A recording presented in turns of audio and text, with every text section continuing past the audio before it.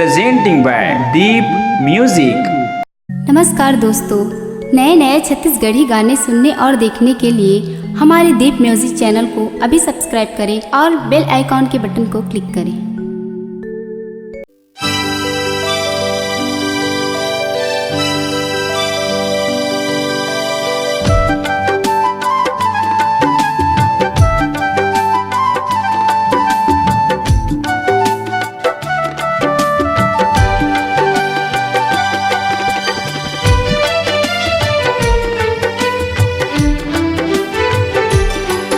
आजा बे संगी वो,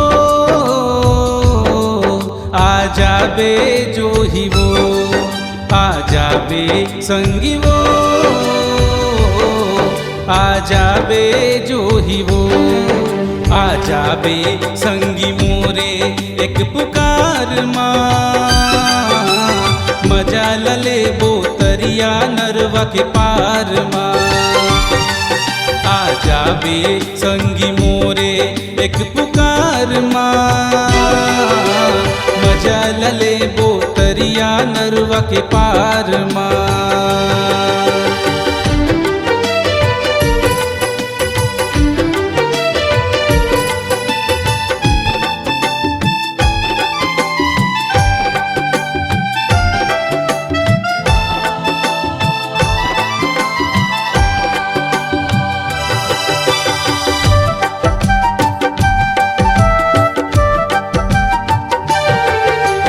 तरसै तोरे बीना तै जल्दी आबे हसीना, मोर मन मंदिर में समा जा, मुश्किल है मोरे जीना।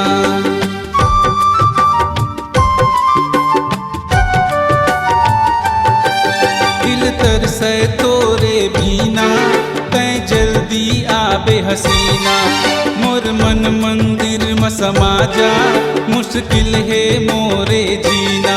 झन तै डराबे आबे अब मुंधियार माँ, मजा लले बोतरिया नरवा के पार माँ। झन तै डराबे आबे अब मुंधियार माँ, मजा लले बोतरिया नरवा के पार माँ।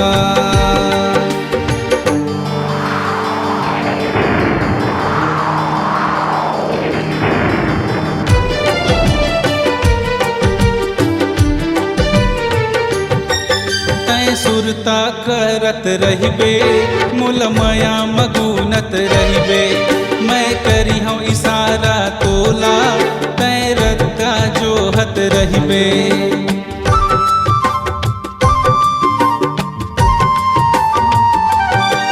तै सुरता करत रहिबे मुल माया मगुनत रहिबे, मैं करी हूँ इशारा तोला तै रत्ता जोहत रहिबे। मोल झन तै बलाबे घर अंगना और दुआर माँ, मजा लले बोतरिया नरवा के पार माँ।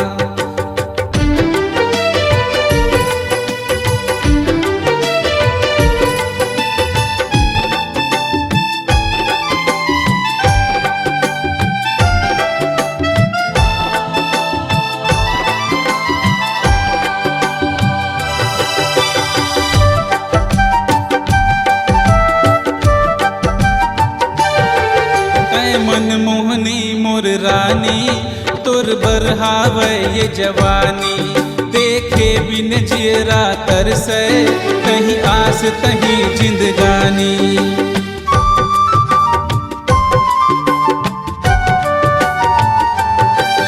तै मन मोहनी मोर रानी तोर बरहावे ये जवानी, देखे बिन जियरा तरसै तहीं आस तहीं जिंदगानी।